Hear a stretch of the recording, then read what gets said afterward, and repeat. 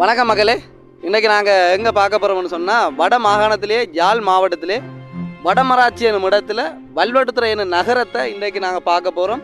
அங்கே என்னென்ன சிறப்பம்சங்கள், என்னென்ன அந்த காலத்து துணிகள் மக்களால் பாதுகாக்கப்படுகிறது, இந்த நேரத்தில் என்னென்ன தொழில்கள் செய்கிறார்கள், அதில் பற்றி நாங்கள் வல்வெடுத்துறைக்கு உள்ளே சென்று நாங்கள் எங்களோட காணொலி ஊடாக நாங்கள் பார்க்க இருக்கிறோம். இங்கே கடத்தொழில், விவசாயம், பனைவளம் அப்படின்னு சொல்லி நிறைய தொழில்களை உள்ளடக்கிய ஒரு நகரம் ஒன்று. மிகவும் சிறப்பம்சம் கொண்ட இந்த நகரம். இதில் வல்வெடுத்துறையை தெரியாத உலக மக்கள் யாருமே இல்லை. அந்த இடத்துல நாங்கள் இன்றைக்கி வல்வெடுத்துறை ஊடாக எங்களோட காணொலி ஊடாக போவோம். அதற்கு முதல் நீங்கள் எங்களோட சேனலை மிகவும் அன்போடு கேட்டுக்கொள்கிறோம். எங்களோட சேனலுக்கு ஆதரவு தாருங்கள். வாங்க எங்களோட வீடியோக்குள்ளே போவோம்.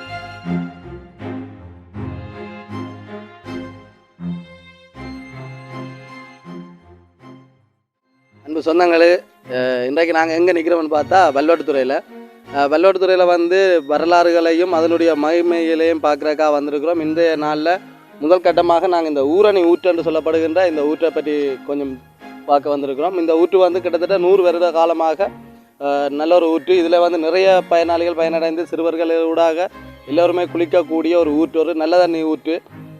இது கிட்டத்தட்ட 100 வருட காலமாக இந்த வல்வெடுத்துறையில் பாரம்பரியமாக காணப்பட்டு மக்களால் மிகவும் பொக்கிஷமாக பாதுகாக்கப்படும் ஒரு ஊற்றாக காணப்பட்டு வருகிறது. அந்த இது ஊடாக இந்த வீடியோவில் இந்த ஊரணி ஊற்று ஒருக்க நாங்கள் பார்ப்போம்.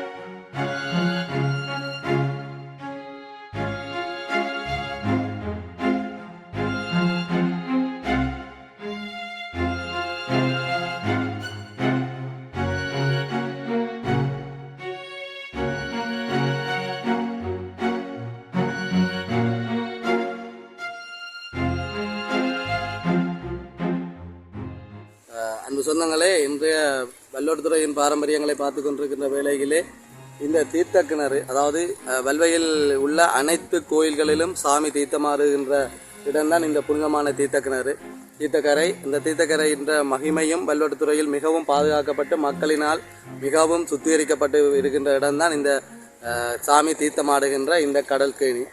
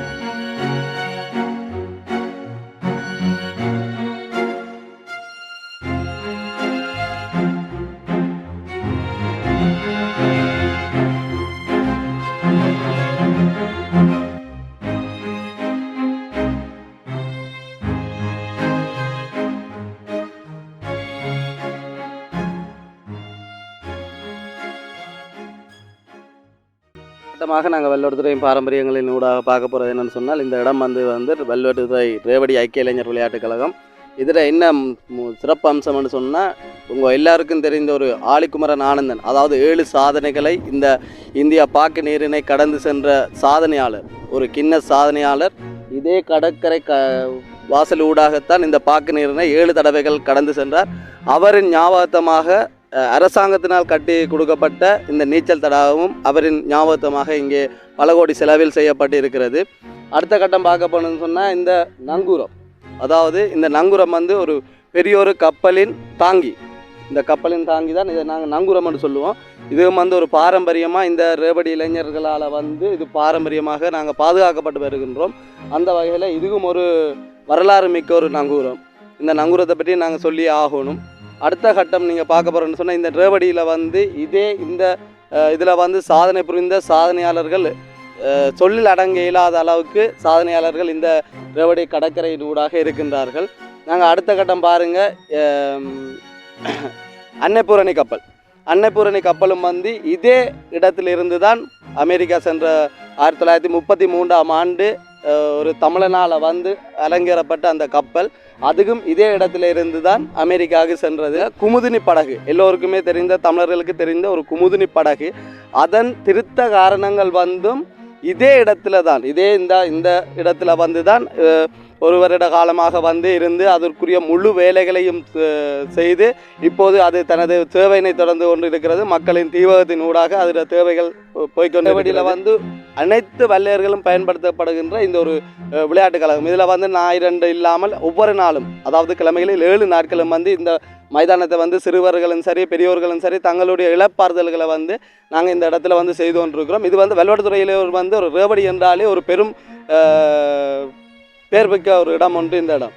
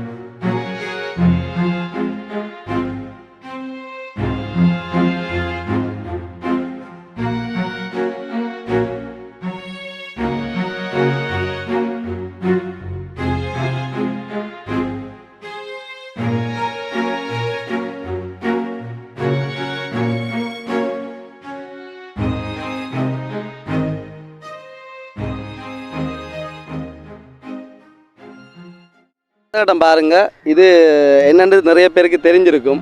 பண்டைய காலத்து எண்ணெய் தயாரிக்கிற செக்குன்னு சொல்லப்படுகின்ற ஒரு கருங்கல்லான ஒரு செக்கு. இது வந்து இந்த ரேவடி ஐக்கிய இளைஞர் விளையாட்டு கழகத்து இளைஞர்களால் மிகவும் பாரம்பரியம் என்று சொல்லி நாங்கள் மிகவும் கவனமாக பார்த்து அழகாக இந்த இடத்துல கண்காணிப்புக்கு வச்சிருக்கிறோம். இது நிறைய சிறுவர்கள் பார்க்கணும், அவங்களுக்கு இது என்னென்று தெரியணும் என்றக்காகவே நாங்கள் இதை மிகவும் பொக்கிஷமாக பார்த்து கொண்டிருக்கிறோம். வெள்ளுவட்டுத்துறையின் பாரம்பரியங்களில் இதுவும் ஒன்றாக இந்த இடத்துல நான் உங்களுக்கு மிகவும் பெருமையாக கூறக்கொள்கிறேன். அந்த வகையில் நான் இந்த இளைஞர் ரேவடி விளையாட்டுக் கழக இளைஞர்களுக்கு நான் ஒரு நன்றியையும் சொல்ல விரும்பப்படுகிறேன். ஏன்னு சொன்னால் இவங்க எவ்வளோ கஷ்டப்பட்டு இந்த கடற்கரையில் இருக்கிற நங்குரமும் இந்த செக்கும் கொண்டு வச்சு சிறுவர்களின் இதுக்காக கொண்டு வைக்கப்பட்டிருக்கிறது. அந்த வகையில் அவர்களுக்கு ஒரு நன்றிகளை தெரிவித்துக் கொள்கிறோம். அடுத்த கட்டம் நாங்கள் அடுத்த இதை பார்ப்போம்.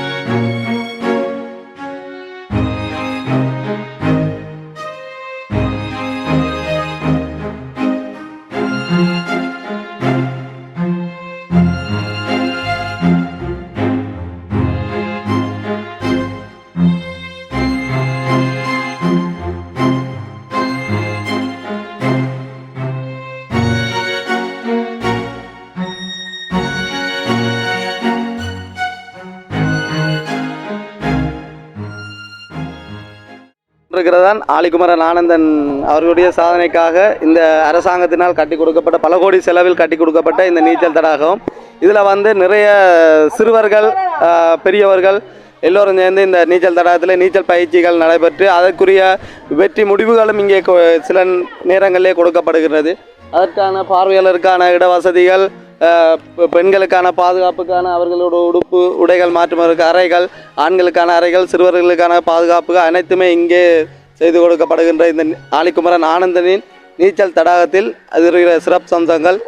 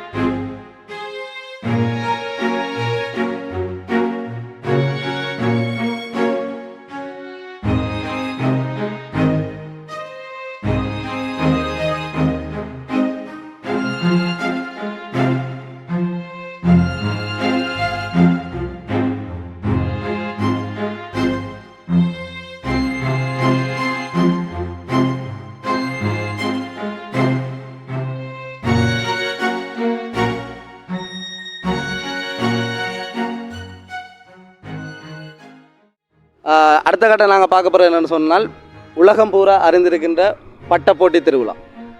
வல்லையர்களால் வல்வை விக்னேஸ்வரா சனசமூக நிலையமும் வல்வை உதயசூரியன் விளையாட்டுக் கழகம் சேர்ந்து நடத்துகின்ற ஒரு பாரம்பரிய தமிழர்களின் பட்டப்போட்டி திருவிழா. தைப்பொங்கல் 14ஆம் தேதி அன்றைய நாள் இந்த முற்றத்திலே பல கோடி சனங்கள் மத்தியிலே இந்த பட்டப்போட்டி திருவிழா. அதிகம் ப்ரைஸ் வந்து சின்ன சின்ன ப்ரைஸ் இல்லை, உயரமிட்டாத அளவுக்கான ப்ரைஸ்களோடு இந்த இடத்துல பல கோடி மக்களினாலே இதுக்கு ஒருவர் நிற்பதற்கு கூட இடம் இல்லாத இடம் இருக்கும். அந்த நேரத்தில் பட்டப்போட்டி திருவிழாவில் அந்த இடத்த கொஞ்சம் நேரம் நாங்கள் பார்ப்போம்.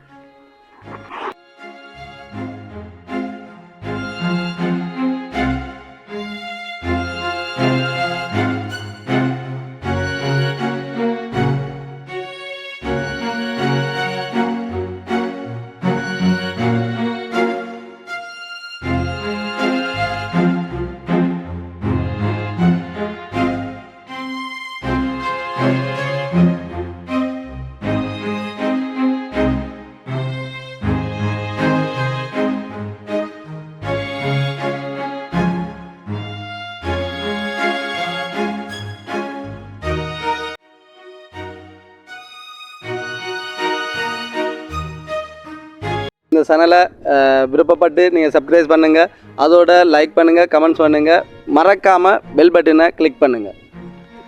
அடுத்த கட்ட நாங்கள் பார்க்க போகிற ஒரு பாரம்பரியம் என்னென்னு சொன்னால், வல்வையின் எம்ஜிஆருக்கும் வல்லைக்கும் என்ன ஒரு தொடர்பு இருக்குது, அது அனைத்து தமிழ் மக்களுக்கும் ஒரு தெரிந்த ஒரு விடயம். அந்த விடயத்தில் வந்து இந்த வல்வையின் மகிமையில் வந்து பெரியோர்கள், அதாவது வயதுக்கு மூத்தவர்கள் வந்து அனைவரும் இந்த எம்ஜிஆர், அதாவது தை மாதம் 17ஆம் தேதி அவருடைய பிறந்த நாள் இந்த ஒரு இடத்திலே வந்து ஒரு திருவிழாவாகத்தான் காணப்படுகிறது. என்று சொன்னால் அவர் எங்களுக்கு தமிழ் மக்களுக்கு அவர் செய்த அந்த தியாகத்துக்கு தமிழ் மக்களின் வல்வெடுத்துறை மக்களால் அவருக்குரிய ஒரு நினைவு நாள். அந்த நாளில் அவங்க பெரிய ஒரு பொருட்செலவில் இந்த எம்ஜி ராமச்சந்திரனுக்கு அவருடைய பிறந்த நாளை வெகு விமர்சையாக கொண்டிருக்கிறார். இவருக்கும் இந்த வல்லைக்கும் வந்து வல்வெடுத்துறைக்கும் வந்து பெரியோரு இணைப்பு, அதாவது இந்தியாவுக்கும் இலங்கைக்கும் எப்படி ஒரு இணைப்பு இருக்கிறோ அதே போன்று முக்கியமான ஒரு தலைவர் முதலமைச்சர் எம்ஜி ராமச்சந்திரனுக்கும் இந்த வல்லை மண்ணுக்கும் பெரியோரு சகோதரத்துவம் இருக்கின்றதை இந்த இடத்துல நான் மிகவும் பெருமையாக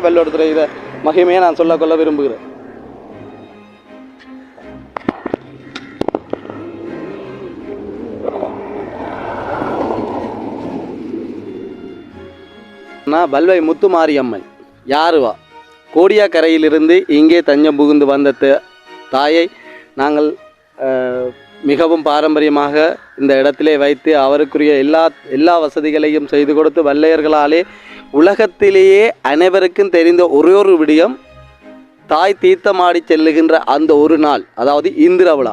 அந்த இந்திர விழா இந்த வல்வை மக்கள் அனைவரும் ஒன்று திறந்து அங்காங்கே ஒளிபெருக்கியல் போட்டப்பட்டு மின்குமிழ்கள் கூட்டப்பட்டு வல்வை பூராவுமே அந்த இந்திர விழாவை கொண்டாடுகின்ற மக்கள் ஒற்றுமையாம். முக்கியமாக வெள்வெடுத்துறையில் சொல்ல வேண்டிய ஒரு காரணம், இன்னும் தமிழர்களின் ஒற்றுமை இந்த இடத்துல மட்டும்தான் இருக்கின்றது. நான் இந்த இடத்துல வெள்வெடுத்துறையான் என்ற இதில் நான் மிகவும் பெருமையாக சொல்லுகின்ற ஒன்று ஒற்றுமை.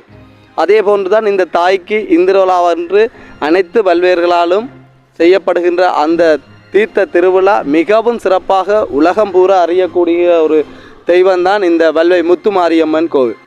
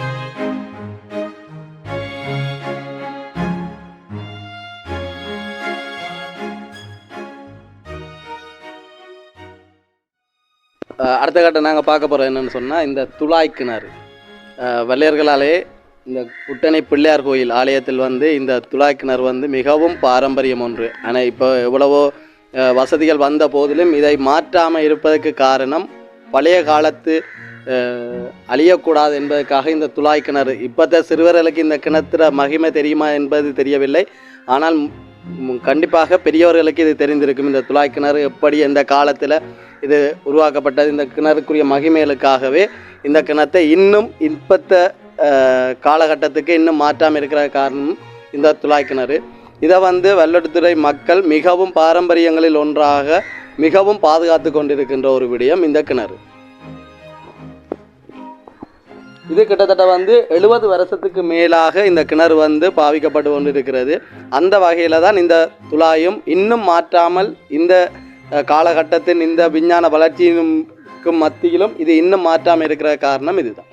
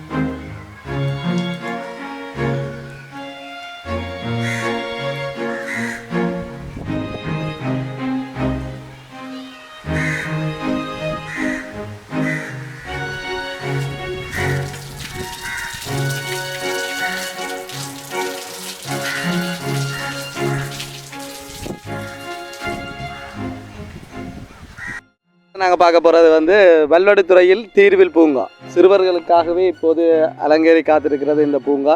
இதில் வந்து நிறைய சிறுவர்கள் இனலும் விளையாட்டுத்துறைக்காக அங்கே சிறுவர்களுக்காக ஒதுக்கப்பட்ட விளையாட்டு பூங்கா ஒன்று இருக்கிறது. அந்த வகையில் அனைத்து தமிழர்களுக்கும் இதனுடைய மகிமை தெரியும். இது இன்னும் எங்களால், அதாவது வல்லுவை மக்களால் வந்து பாதுகாக்கப்பட்டு வருகின்ற ஒரு பூங்கான்று இந்த இடத்திலே நான் உங்களுக்கு சொல்ல விரும்பப்பட்டிருக்கிறேன். இதில் வந்து மகிமைகள் அனைத்து தமிழர்களுக்குமே தெரியும். இந்த வல்லுவை தீர்வில் பூங்கா என்பது வந்து எல்லோருக்குமே தெரிந்த ஒரு விடயம். இதை பற்றி நான் உங்களுக்கு சொல்ல வேண்டிய அவசியமும் இல்லை, அனைவருக்குமே தெரிந்த விடயம். இப்போது சிறுவர்களுக்காகவே ஒதுக்கப்பட்டிருக்கிற இந்த சிறுவர் பூங்கா